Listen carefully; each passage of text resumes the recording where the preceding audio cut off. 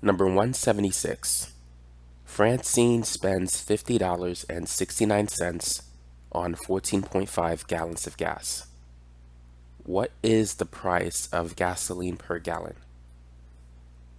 So here we're dealing with unit rates. To find a unit rate, you pretty much need to divide. So we want to find the price per gallon. So that means we need to take, it's going to be P over G.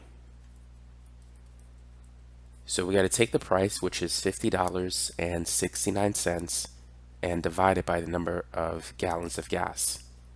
So we have 14.5 gallons.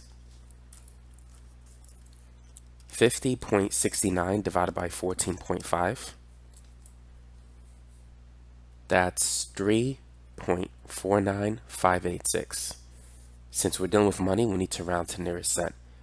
So looking at the 9, the next number is a 5, so we gotta round the 9 up. So 49 will become 50. So this is approximately $3.50. So that is the price of gasoline per gallon.